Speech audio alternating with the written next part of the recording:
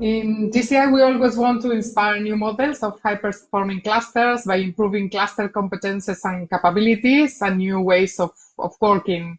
That's why today we have invited 4 fantastic cluster coaches and facilitators to guide us on how to ignite new collaboration and how to produce new innovation. Let's start with Bianca Dragomir. Welcome, Bianca. Thank you very much for the invitation. Great to be here. Thank you. Go ahead, please. I have some slides, so I understand that someone will run those slides. In a minute. Wonderful. So thank you very much for this invitation on speaking on a topic that is very dear to my heart. It's about managing transformation and specifically about clusters of change, which is actually a concept that I was able to develop during the time I was European Cluster Manager of the Year and working with hundreds of cluster managers across Europe and beyond, but also as an advisor to the European Commissioner for Industry in creating the Industry 2030 strategy. Now, next slide, please. Now, I guess we all agree that change is radically accelerating, was already accelerating before this pandemic, and we just need to look at the fact that we were arriving to 3D print a house in less than 24 hours. We had already nanobots that could kill our cancer cells under our skin. Or plug ourselves into computers. Our cars started to run on sunshine, and actually the technology had become already exponential before this COVID. But now, on top of that, we are a race around the clock to bounce back from this crisis. And actually, this invites us to radically transform the way we actually live in. It actually invites to reimagine ourselves and to rethink ourselves, but also to rethink our business self. And if we think about the biggest societal challenges that we have nowadays, the climate change, for example, we know that to meet the Paris Agreement targets only, we need to go to a speed of innovation 6 times faster than the maximum speed of innovation that the global community has achieved so far. And the stakes are really high. Next slide, please. So we definitely are in a paradigm shift, and if we speak about these big challenges, we need more speed, we need more scale, and we certainly need more impact. Next, and that is why clusters find at ease in this space, because they can catalyze change at speed and scale. Next, please. Now, my story as a cluster manager is the story of a climate-proof cluster, I would say, because when I started as a cluster manager at the Cleantech cluster in Valencia, in Spain, actually, I found out that Spain had recently put a tax on the sun, which literally meant that anybody who wanted to build a renewable energy project at that time had to pay the 100% of the entire cost of it, plus a tax on what it generated. And that literally killed the sector. So the number of members at AVAESEN cluster dropped from 235 to less than 100 in less than a year. And due to the financial crisis, the region had terminated the support for clusters. So I put in place a tailored action plan, which meant that we sat down with each and every of the members, the remaining members, and we designed this plan on a no cure, no pay basis, which meant that the fee refund could be claimed back in case the objectives that were agreed with them were not met. That brought us to internationalization, to hundreds of cluster companies. We can go back, please. And actually led us to nowadays have 90% of our cluster member acknowledge us as a business generator. The second step was actually to place entrepreneurship at the heart of the cluster, at the very DNA. And I speak about entrepreneurs, about innovators, about startups, but also about venture capitalists, corporate venture capitalists, and actually that actually close the loop. And we connected them with cities and with industries to test, to scale up, and to get to their solutions to market. In this joint effort with the city, with the business angel community in the region, we launched the first cleantech accelerator in Spain, and then we expanded it based on the successful formula to 12 European regions. And in this effort, 275 innovative cleantech companies have reached the market. The third step was actually to branch out with cross-sectorial collaboration. And here we branched out with cities, with municipalities. We, as problem owners, we connected them with companies and innovators as solution providers and with funders to actually accelerate and shape transitions into action and co-create the cities of the future. And millions of public investment have been unlocked since then, and now this formula is replicated to other regions as well. And last, but not least, was to fix the domestic market where, as I said initially, the renewable energies were actually penalized at that time. So in working with the regional government, we managed to unlock the partial compensation of the tax on sun, but also to unlock a 1.5 billion euro market opportunity for the wind power SMEs. And in working closely with the regional government during this pandemic, actually 2 weeks ago, we managed as a result of working with 3 different ministries from 3 different political parties in the region to get a law published that actually reduces the time to market to up to 2 years for renewable energy installations. And this will create or unlock 5 billion euro of investment in the cleantech industry in the next 5 years, but also will entails the opportunity of launching or creating 3,500 green new jobs in the sector. Next, please. So this is actually the story of a cluster manager who dared to lift all boats and push the boundaries of her own cluster model, creating a less fragile cluster business model and moving away from a model of clusters as usual, subsidy-oriented, towards cluster unusual, if you want, a more open, collaborative, innovation-driven ecosystem that actually is creating and leading the change in the region, in the sector. Next. And that is what I call clusters of change. And this is the concept that during the time that was a cluster manager of the year, and together with cluster managers in this conversation, but also with the highest European leaders, I developed these clusters of change, which is actually a new generation of open, bold, innovation-driven, cross-sectorial, but also in clusters that are mission-oriented and play a vital role in accelerating the Sustainable Development Goals. This is now included in the Industry 2030 strategy of the European Union. And actually, with these people, I was able to develop a 7-step process, next please, of clusters of change, which I call the 7 stepping stones of them, which is a formula that clusters can use in order to punch above their weight and to actually take the lead in managing this transformation.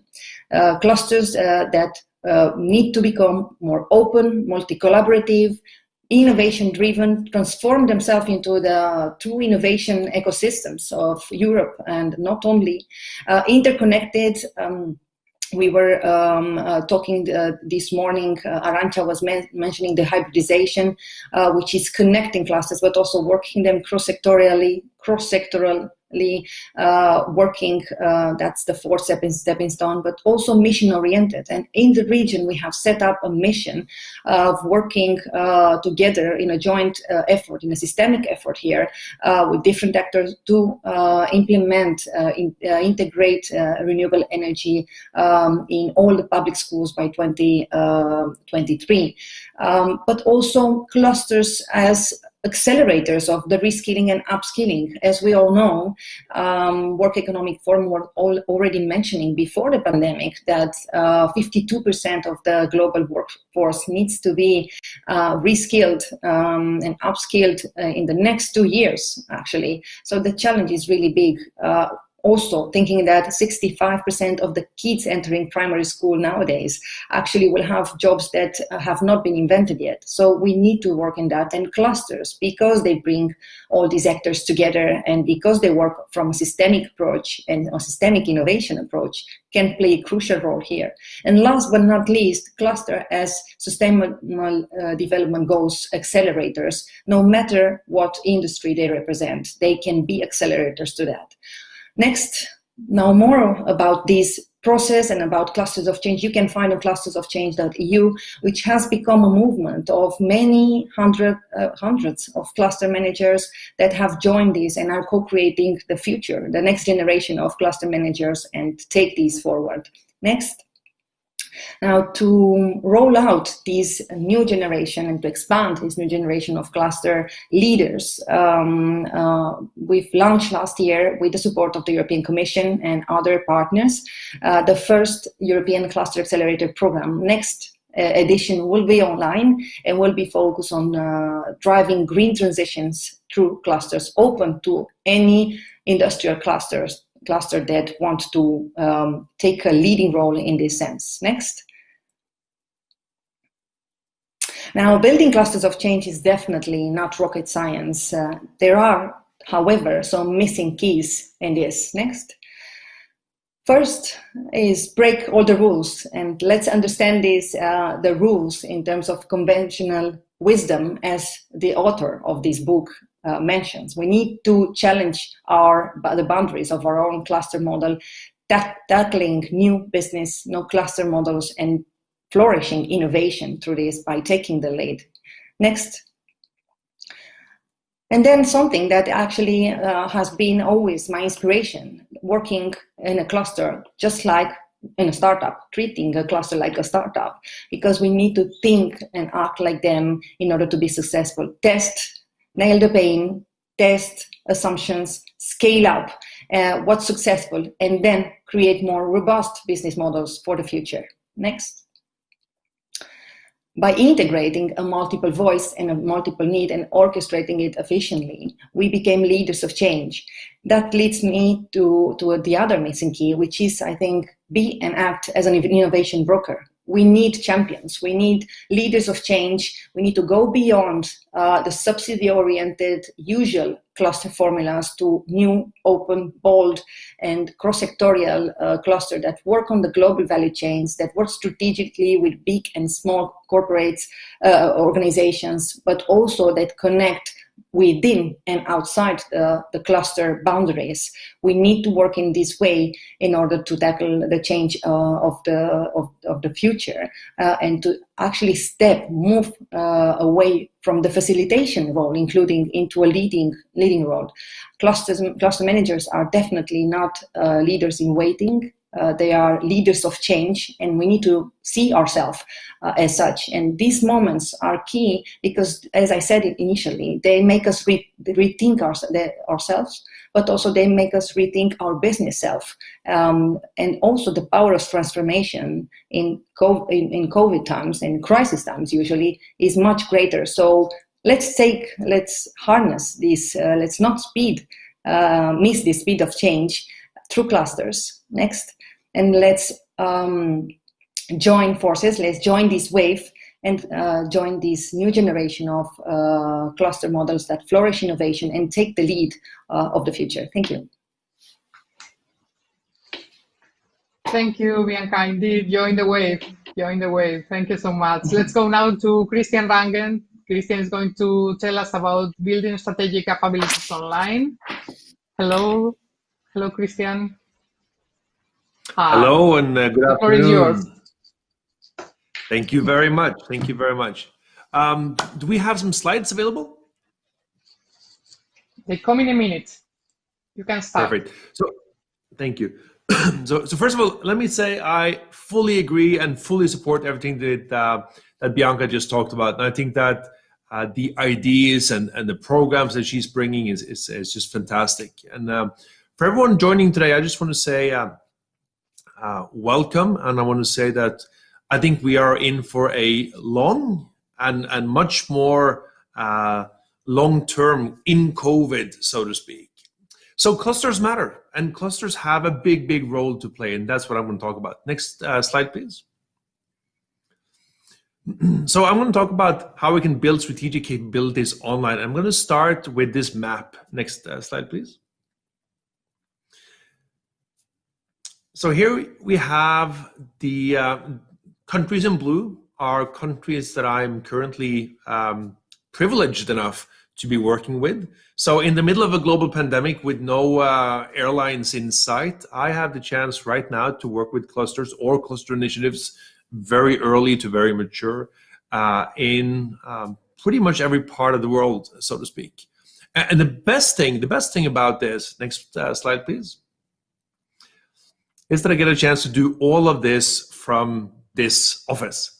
So I'm sitting right here in Norway on the West Coast, and with multiple computers and multiple screens moving around, we get a chance to work with all of these clusters. Next slide, please. So I want to tell 3 quick stories around how we can use technology and how we can use digital. Next slide, please. And I'll start with the story from Norway, then I'm going to follow up with the story from Canada, and then I'm going to close out with a global example. Next slide, please. And the first example is actually, I don't know if you remember, but back in the days when we could still go and meet people.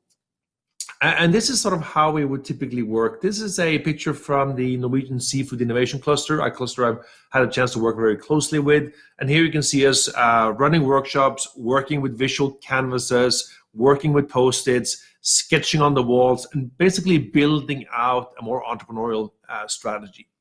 But the interesting part here is that this work started back in 2017. Next slide, please. And working with many of these clusters, mostly in Norway, but also in different places of Europe, we went from paper-based canvases and the physical ways of working to more of a blended approach. Next slide, please. And in this blended approach, we started digitizing the back end, we started digitizing the front end, and we started to develop digital solutions and digital applications designed exclusively for clusters. So right here, you're seeing the Seafood Innovation Cluster. We've mapped out the top 125 investors that matter for that cluster. And we're now using that data set to help and support some of the startups in the cluster. Next slide. And this is the example of what we call a blended program. And this is going back to 2017, 2018, where we realized quite early that we have to build out the solutions for digital transformation of clusters more than just getting people together in the traditional sense. And over the last couple of years, we've been running a large number of these blended programs. We may be getting people together, but we may also do pretty extensive programs and projects working remotely and working digitally. And then, of course, COVID hit. Next slide, please. So the next example is from the west coast of Canada. Now, in ordinary times, I would have gotten on a plane like everyone else. I would have had, something like a 17-hour, 18-hour flight, jet lag in any direction. But we would be working physically together. Well, that's not the case right now. Next slide. So the work we're doing right now in Canada, here you have one picture. This is a large-scale ecosystem engagement. You can't make out all the details, but we have about 80 people getting together and collaborating in real time on shaping a new cluster strategy. So here we're working in Victoria, BC, or Victoria, British Columbia, in Canada. And we have people participating from all over Canada, from the US, from different parts of Europe. And everyone, of course, is in their office, in their home office, they're in their boat, they're in their backyard, or they're out somewhere walking while participating in a digital environment. Next slide, please. And what I believe makes this possible is that we have been able to design very basic, clear visual languages. So we move beyond the extensive talking into much more visual ways of working and visual ways of collaborating. Next slide. And being able to do this, here in this picture, we have Canadians, Americans, and Norwegians collaborating in real time across time zones on shaping a ocean future innovation cluster towards 2050. Next slide, please. And like everyone else, we're working on challenges of industry transformation, new business models, finding new market opportunities, reinventing Canadian industries, supporting Canadian startups, and of course the key question: what role does new clusters in that coastal ecosystem play? And what I'm seeing is that if we design these digital experiences in the right way, they may even be better than what we used to have back when we were face to face. The last example, very briefly, if we take the next slide, please, is what we call a global example. And this also has ties back to pre-COVID. Next slide, please. So about a year and a half ago, we started developing the Global Cluster Leadership Program. It was a complete online strategy and leadership program for clusters and cluster managers. And we ran the first program just around a year and a half, almost 2 years ago. Next slide, please. And here we took some of our research, we took some of our work and our visual tools, and we said, how do we make this available at scale? So again, this was pre-COVID. Next slide, please. And in the last couple of months, this has just gone through the roof. Here we have cluster managers from the Ukraine, from Barbados, from UK or Ireland, collaborating on shaping what does our new cluster strategy look like. And again, connecting from home, working in real time, and working on visual tools. Next slide, please. And what we have seen is that we can bring together cluster managers with very, very extensive experience, cluster managers with quite little experience. Here we have Brazil, Canada, and the US collaborating. Next slide, please. And we're starting to get some really, really, really powerful feedback. We're realizing that even though people are still in lockdown, hoping to get back to some sort of normal, these new digital ways of working is really working well. So the last slide before we wrap up. So today we have the Global Cluster Leadership Program, which is our flagship digital program. And right now we have a deep dive on how do we develop new cluster strategies and how do we develop new cluster business models. And of course, all of this is happening online, all of this is happening digital. And I think that we're going to see a massive interest in this over the next couple of years. So that's what I wanted to share. We can close out with the next slide. And of course, I'll be here. I'll take some questions. But I'm very happy to see the community with people that are joining the Cluster Leadership Program and really learning to use these new visual digital tools and new ways of working. So I think that COVID is going to be with us much longer than we hope and expect. And it just makes sense for clusters to reinvent themselves for a complete digital age. Thank you very much. And I look forward to following the conference.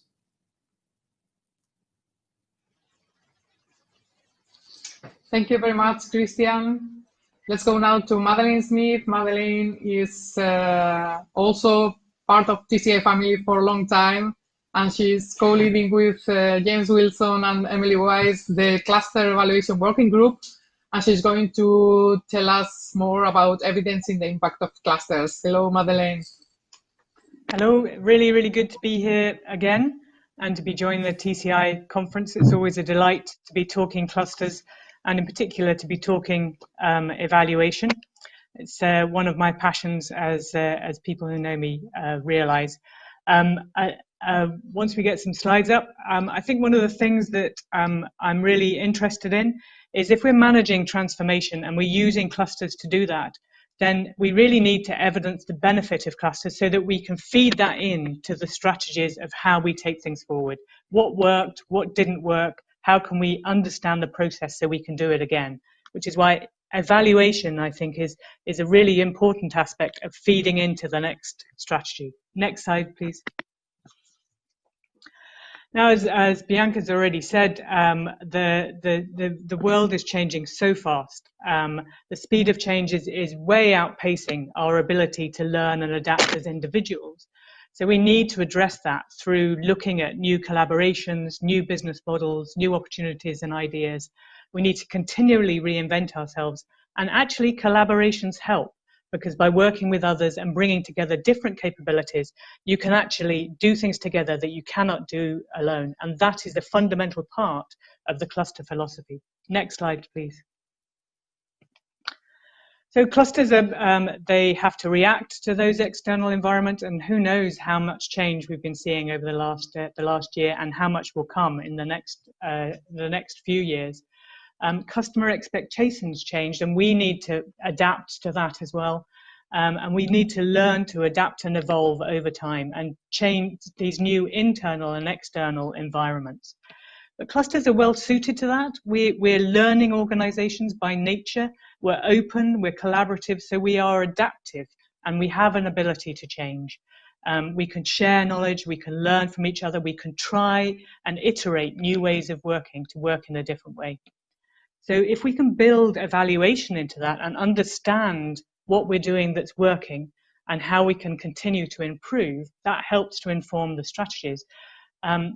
But we were finding, as we discussed this in TCI, that several of us were working on how can we evaluate the true value of clusters rather than just measuring the impact we're having on firms, because the way we do it is really important. And that's something that we were looking collectively across TCI as a common challenge. Next slide, please. And so a number of years ago, it seems only like yesterday, but it was back in 2013, we asked around TCI, would people be interested in setting up a working group to try and tackle some of these challenges?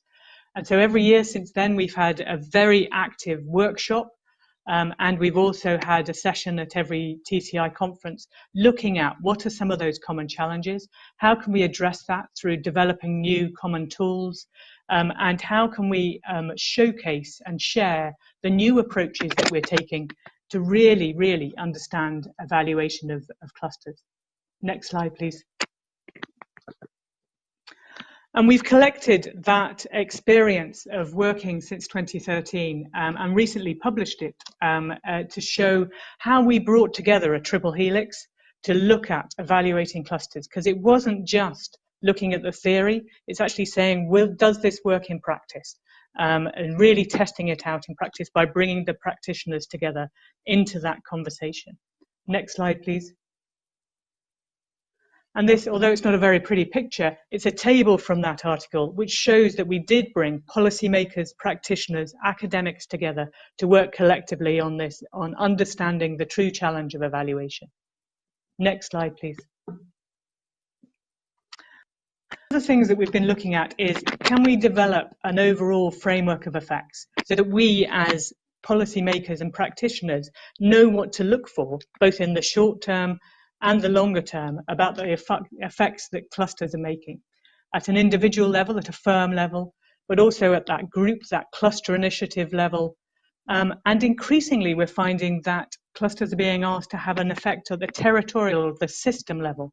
How are we changing that whole regional structure and the performance and competitiveness of our regions, not just the firms in the cluster? And this was a particular focus of our virtual working group, which we held earlier in 2020. Next slide, please. So what do we mean by a system level effect? Well, if we think that a cluster will do some actual activities and will be delivering some collaborative projects, so it will have a direct project effect. But actually, as a cluster, we tend to have a wider effect than that. We have an impact not just on our cluster members, but also others in the region or the sector that are engaging with that topic or those companies. So we have those spillover effects. Increasingly, we're also asked to act as a sort of system leadership role, to act as the trusted voice of industry, to act as a catalyst to allow other things and other investments to happen, and to be really seen as the spokesperson of that industry or that sector in that region. And finally, because of the importance of some wider impacts, Bianca was talking earlier about those ecosystem effects, the Sustainable Development Goals, clusters are often asked, how are you contributing to some of these wider, higher level system effects? So all of these are areas where we believe that clusters could have an influence and could have an effect. And as part of the virtual workshop, we asked our cluster participants, how are you contributing in these particular ways? Next slide, please. What we found was that for the spillover effects, some of the key things were about knowledge development and dissemination and experimentation and entrepreneurship. There was quite a range of contributions that was happening, even these immediate spillover effects. Next slide, please. The broader system level improvements for that strategic leadership role, it was very much around building strategic partnerships and influencing policy and strategy. What's interesting is that these contributions were before the COVID pandemic, or only just at the beginning of it. So even before that time, clusters were playing this large strategic role. Next slide, please. And finally, for these higher level system effects, environmental agendas are a big element that clusters are being asked to contribute to, but also around equality and diversity, social inclusion and well-being. So there's a vast range of contributions that clusters are making over and above the contribution they're making to the firms who are members. And one of the things we were having as part of our discussion in the working group earlier this year was, are you capturing this? Are you evidencing it? Are you showing the contribution you're making? And many of our participants there were some good examples, but largely it's not done in a systemic way. And we're keen that we start to evidence that real value of clusters in these broader areas. Next slide, please. So this whole session is about managing transformation. And as part of that, we really do need to start making sense of the complexity we see around us. And I think if we can understand and evaluate effectively the contribution that we're making within our regions, within our territories, within our ecosystems, then we start to show the real benefits of clusters over and above the contribution we're making to firms. And because of our collaborative nature, we're very, very good at trying to find new and different ways of approaching complexity. So the breakout groups that are going to follow on from this, so whether it's talking about sustainable living or social change or redeveloping competitiveness strategies or the digital agenda, all of these are new, not new, but they are new approaches to try and deal with the complexity that we find ourselves within. Next slide, please. So I think evaluation has a real role to play. It's taking the data and the information that we have loads of within our clusters and trying to create real insight and knowledge and wisdom to inform our future strategies. So how can we do it better? How can we sustain the improvement when we start to see that we're making a change? Next slide, please. Just to say that the working group is ongoing. There's lots more planned and a lot of progress underway. We will continue to meet in between time, whether that be physically or whether that be more virtual activities, because it's a really important subject that we're finding across TCI is a common agenda. We're also trying to pull together an evaluation toolkit, learning from what we've done over the years and some of the developments that we've pulled together collectively to say, is there a way that we can look at good advice and a toolkit around why, what and how to evaluate, some methodologies and some tools and techniques and some good case studies of where it's been applied. So if people are interested in getting involved in contributing to that, then we'd be delighted to hear from you.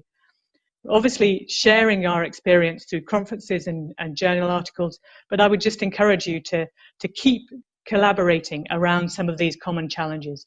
As we've said in the work that we've done through the working group, you need to bring together a triple helix to tackle a triple helix challenge. We need the knowledge from all aspects of the triple helix to really understand how can we make this a success and inform our future strategies. Final slide, please.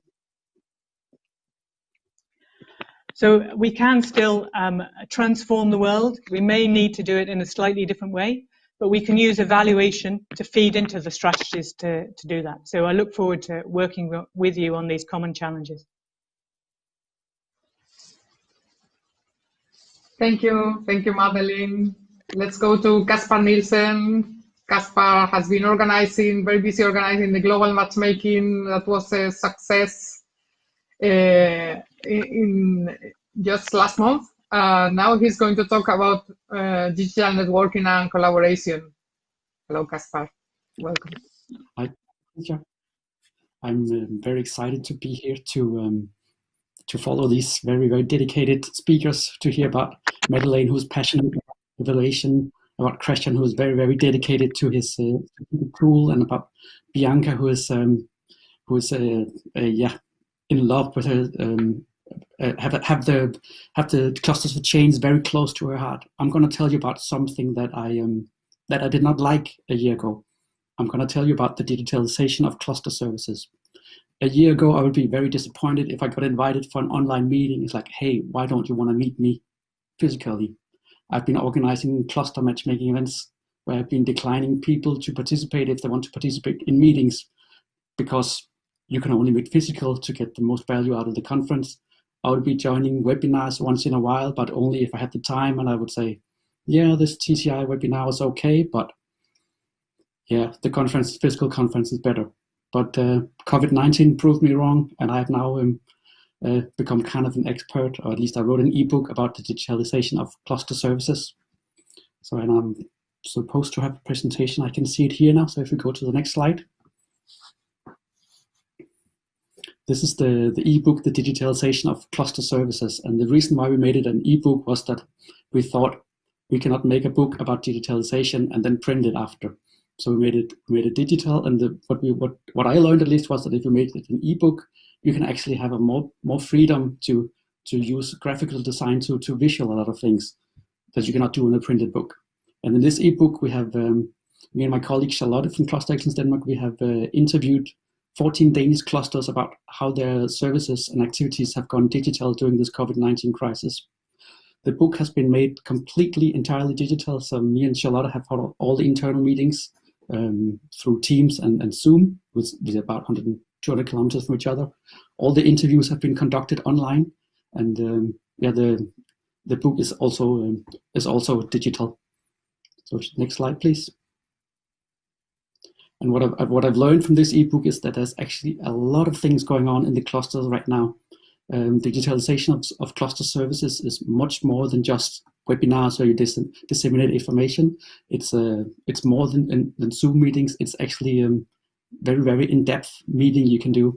Here are an overview of the 14 cases. The first case is about Danish Maritime Cluster, who have developed what they call the tidbits, like where you can sit in your lunch break for half an hour and get an inspirational speech about a topic. They have they made three per week of these short concepts, half an hour, with a very experienced speaker telling about the signature talk. And not only did they show themselves as a dynamic cluster, as a place where you can go during crisis time, they've also developed like a knowledge bank. They have like about 30 or 40 webinars with some knowledge that you can tap into after. We've seen digital matchmaking as something a cluster can do. I did myself organize a global cluster matchmaking online, as Patricia mentioned before. I was sitting from home organizing it together with TCI and Enterprise Student Work. Part of the time I was actually at home in Corona quarantine because I was waiting for a test, and it was negative, but I had to stay home anyway. And in this one we had 120 clusters from 36 countries having 200 online cluster-to-cluster matchmaking meetings from home. And when I organized the physical matchmaking events, we get very much the feedback that meeting with people and networking is really, really good. And you meet a lot of clusters, but it's also a little bit intense. So you're bombarded with impression all the time. When it's digital, you're actually sitting from home, and you're sitting in the living room. You see the other person very, very personal. So you can actually sit and have very, very deep conversations, even though you meet for the first time. We have seen some clusters are working online innovation workshops. These are mainly the implementation of complicated projects where they have like 8-10 project partners, where they've developed some concept where they can actually implement the projects. They have companies coming in through film, videos, interviews. They had external facilitators facilitating brainstorming sessions. I've seen a digital masterclass where a Danish cluster and a Swedish cluster made masterclasses for entrepreneurs online. It was supposed to be a physical meeting, but because of COVID-19, they had to change it into a digital masterclass. So they did it all online. They trained the entrepreneurs in pitching. They had knowledge sharing between entrepreneurs, and they also have pitch sessions where the companies could pitch their product to a large company. We've seen virtual network grouping works where many clusters organize like network groups within some topics like Industry 4.0 or something like this. You can actually do this online, and the feedback is that if it's facilitated right, you can actually go more in depth online. We have a Danish digital cluster who made a digital event festival where they over a week arranged 10 to 12 online webinars and meetings to brand the cluster, because they were just established. And how do you brand a newly established organization in times of COVID-19? So they made a very high-level digital festival. We can see another cluster is doing digital startup support. It's a fintech cluster with a lot of fintech entrepreneurs. They have a fintech accelerator environment, and this was more or less closed down in Denmark because of COVID-19. So they started to do the support online. They called the coach the entrepreneurs from home. They set up meetings between the entrepreneurs and customers and investors. We have seen clusters with live stream panel debates. A very important thing in Denmark right now is the general assemblies of clusters, because the Danish clusters are in the process of merging into super clusters, just announced last week. But this meant that a lot of important decisions had to be made during the spring and the summer in the governing bodies of the cluster. You could actually do this online. We've had a cluster making a Dragon's Den pitch via live stream, where they had SMEs or entrepreneurs in a studio, and they pitched their idea to investors online.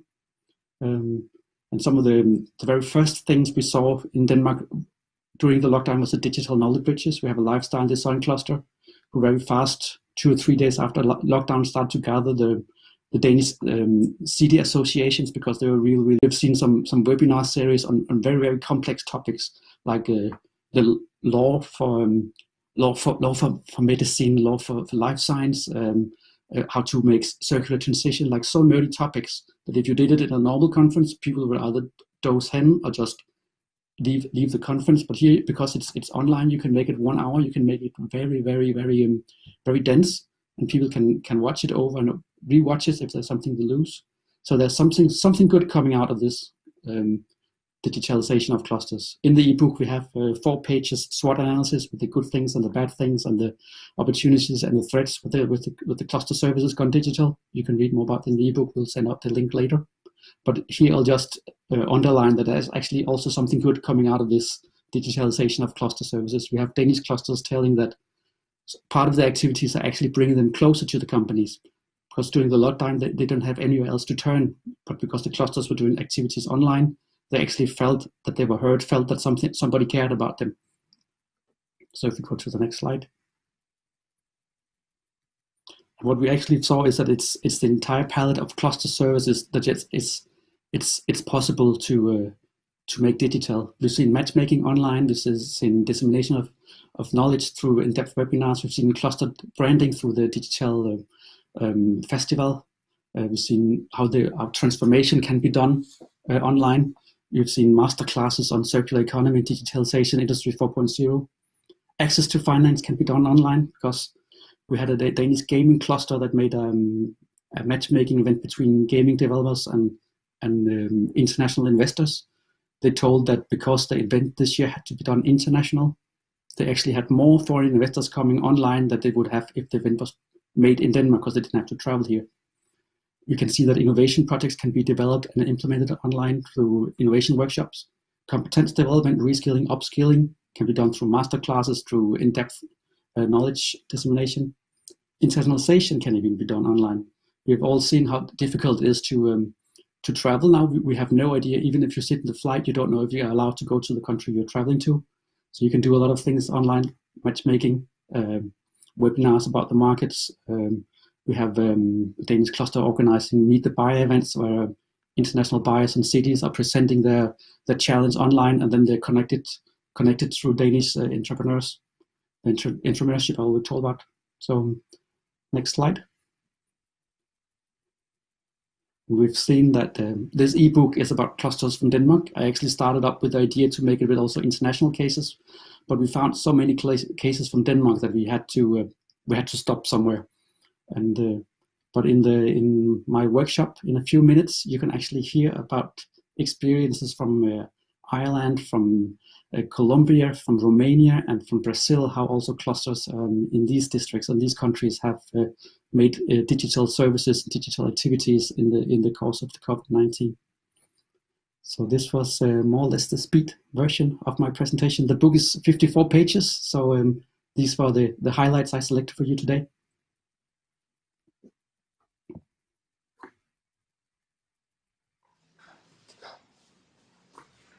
Thank you to the four of you. Now we will transfer to the parallel rooms. The participants can choose the parallel room and parallel session that they prefer. Each parallel session is about one of the challenges that has guided our conference. And now we are going to test skills of each of them. They will try to encourage you to go to one of the rooms and the parallel sessions that they are facilitating.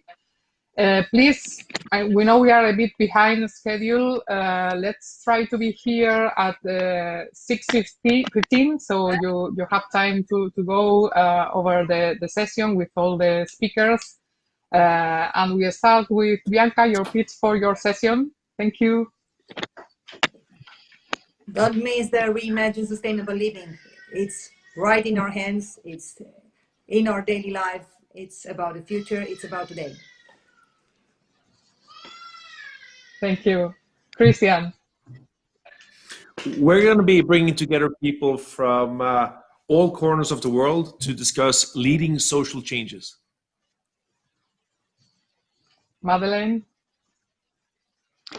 So in my session, we're going to be looking at redesigning competitive strategies. So all sorts of different approaches about how to bring collaboration together in clusters to do things in a different way. And Kaspar.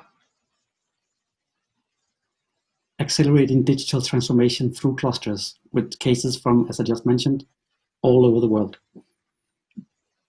Excellent. Thank you very much. Let's see you in the parallel rooms, parallel sessions. See you there.